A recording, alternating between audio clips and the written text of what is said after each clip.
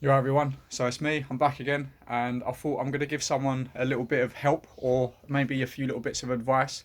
So originally, I had two Claude Butler mountain bike frames, and what I've done is upgraded to two BBR tuning frames. Okay. Now a lot of people were talking about performance versus like visual effects, like what actually looks better compared to what handles better. So originally I had two Claude Butler mountain bikes that are converted into motorised bikes by putting and adapted an engine kit on both of them. So what I done is obviously I took it off road, I took it all the way down to central London, and then I took it all the like literally the opposite way all the way down to central Hertford and back. And these bikes, they absolutely loved it, like because they're proper built mountain bikes. Claude Butler make very, very, very good mountain bikes. They endured every single thing that I threw at it. Seriously, like the suspension was amazing. Everything was brilliant, honestly.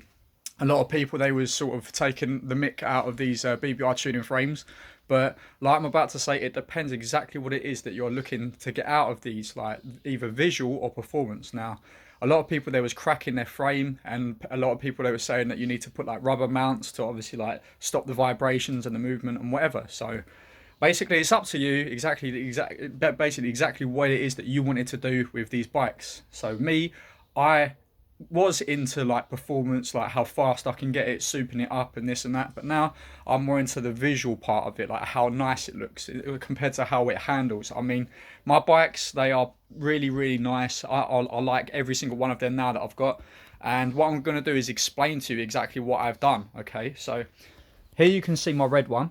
Okay, obviously like this little bit of oil here, this happens on all the engines. Like they do leak. Like this is the thing, any two stroke like engine will leak, and obviously like give a little bit of like oil like residue over your paintwork or your powder coat.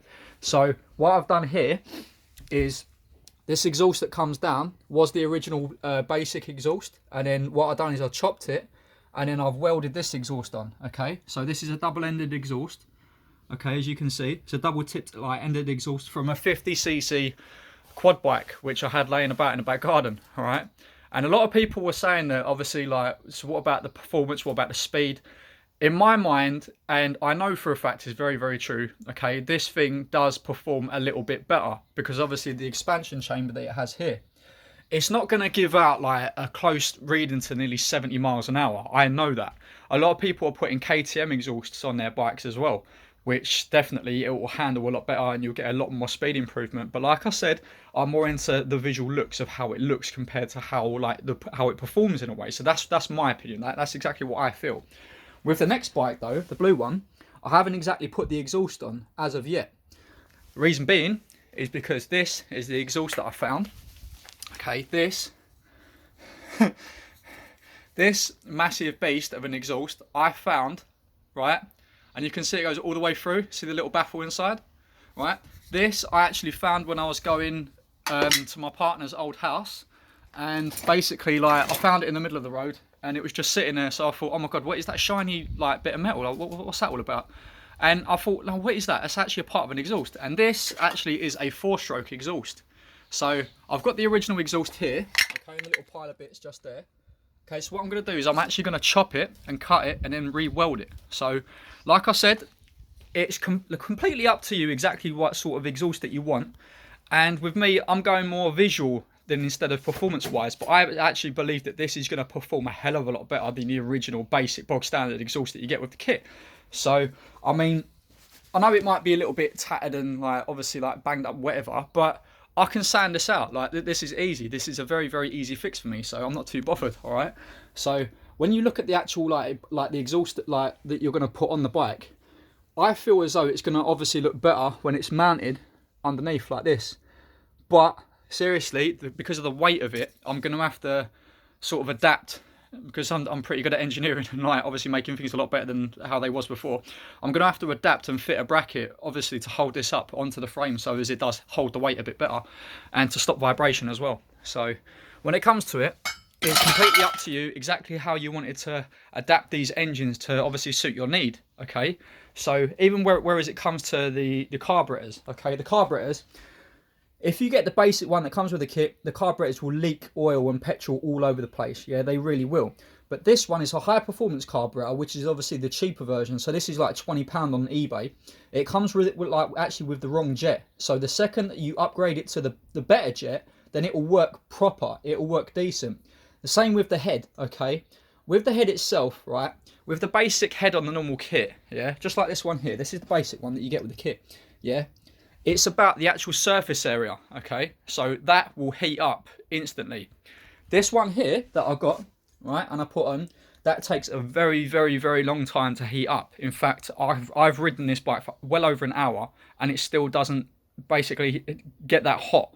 So what I'm trying to say is a lot of other people in groups and obviously on Facebook and even on YouTube, they're putting these little flat round pancake heads on, and they actually attract more heat than what they do dispersing it. So the actual surface area, because it's so small and dense, it's going to attract so much heat, and you're going to end up burning out your engine. So be very, very careful what it is that you're going to get and what it is that you're going to upgrade. Another thing to clear up as well, right? People were saying that, what about a boost bottle? Will a boost bottle make my bike faster? No, it won't. This is to clear it up, right? So as you can see on the blue one, I have a boost bottle that I've installed just at the back there. Even on the red one, there's a boost bottle just in here, okay? So the boost bottle itself, what it does is it actually saves you on fuel. It doesn't make your bike go any faster. It's nothing to do with speed, all right? And even like, for instance, this is your normal twist grip, okay, which you have in your handlebars. And this is a quarter shift. So basically, you only have to shift a quarter, and you're at full lock on your throttle. So basically, it will accelerate a little bit quicker, but you won't get any speed out of it just by upgrading the twist grip, or obviously like upgrading, say, like a few little things like a boost bottle. It's not going to happen, all right? Visually as well, like, I'll think about practicality. So when I'm going down the road, and obviously I don't want to carry a lot of stuff, yeah, this is another thing what I've added. This is a pannier rack. Okay, now obviously I've got my switches on here that control all the 12-volt lights and obviously the radio and everything, and I can put my battery and obviously my speakers and even my horn, okay, and my lights on the back. I've adapted and mounted brackets that I've even made to fit this thing. Okay, so like I said, you don't have to put these things on, but I've put it on to obviously benefit myself. So when I'm out and about, I don't have to like come all the way back home and obviously think, oh, like, I've forgotten this, or where am I going to put it? So instead of like clogging up all your pockets or whatever, at least you have somewhere decent to put your stuff, all right? So it'll help. So this is just a few little bits of advice and a few little bits of tips and whatever it is, just to help out your fellow people in your groups and obviously on YouTube. So I thought I'll put this little video out there and then just see what you think. I mean, these are just my opinions and they're not like proper full-on facts. Some of them are. So it's down to you what it is that you want to do with your own little projects, all right? So everyone have a lovely, wonderful day, all right? Take care, and I hope you enjoy the next video that I'm going to be bringing out soon, all right?